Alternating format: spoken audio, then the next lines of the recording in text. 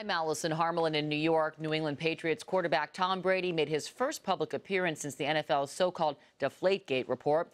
He was previously scheduled to interview at Salem State University in Massachusetts. He was questioned by sportscaster Jim Gray, who was sure to get the tough questions out of the way right off the top. What is your reaction, Tom? I don't have really any reaction, Jim. Our owner commented on it yesterday, and it's only been 30 hours, so I haven't had much time to digest it fully, but when I do, I'll be sure to let you know how I feel about it. Earlier, I spoke to Boston.com sports columnist Eric Wilbur. Well, I mean, that's pretty much what we should have expected, right? That Tom Brady wasn't going to go in there to this Salem State series and basically spill his guts. I think that, you know, as they mentioned, Jim Gray and him do a Monday night show, and he seems very at ease with Jim Gray. And you got to give Jim Gray credit. He didn't skirt the issue. He went at Tom Brady with the questions that people were expecting him to ask, and Brady was very political with his answers. You know, he flashed his Tom Brady grin and suffered through what was probably a 10 minutes of a little bit of uncomfortableness, you know, probably rehearsed.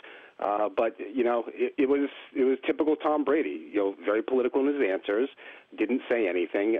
But, you know what, give him credit for actually coming out there and saying, you know, at least addressing it, knowing that everyone was watching. Well, you've got a whole room chanting MVP, MVP. You've got a 5-minute standing ovation, or it felt like a 5-minute standing ovation. That was hardly an unbiased crowd.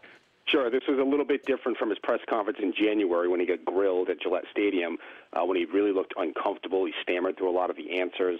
You knew that wasn't coming here today. You knew that the media that were there are just basically there to watch Tom Brady talk to Jim Gray. There wouldn't be no Q&A session, even though, you know, this is one that we'd really like to have right now. We're just going to have to wait for whenever Brady's ready to talk. And unfortunately, that could be for a while. You know, maybe it's not until after Roger Goodell and the NFL levy down whatever punishment's going to be, and you know, then maybe Brady makes his statement on the whole situation.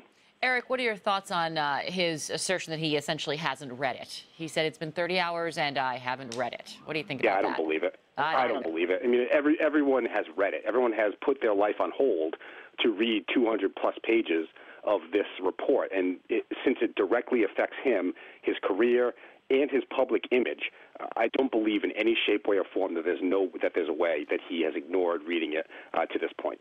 And he has to be concerned about some kind of disciplinary action. What do you think the potential punishments are here? Well, you know, last night I thought maybe 1 to 2 games was significant enough. That would leave him out for the opening game. I know there's a lot of bluster out there that he should be gone for the year or 8 games.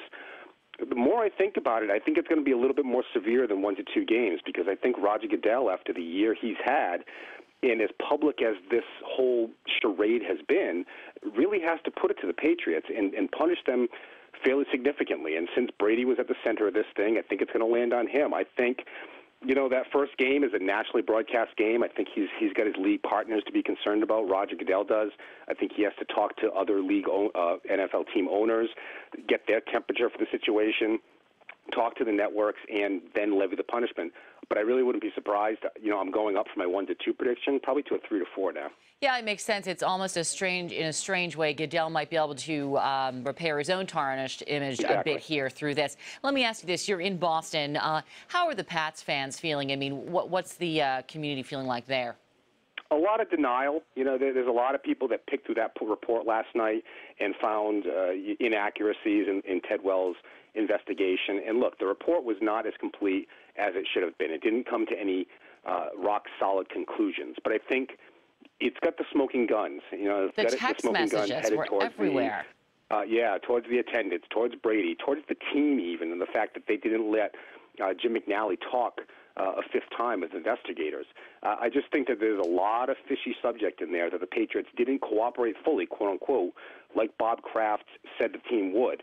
And, you know, I think, you know, Jim McNally and the other ball attendant and the Patriots, I think, are going to be in a little bit of trouble with Roger Goodell as well, in addition to Tom Brady. Eric, am I mistaken, or Tom Brady refused to cooperate in terms of the text messages, correct? He did not hand over his information.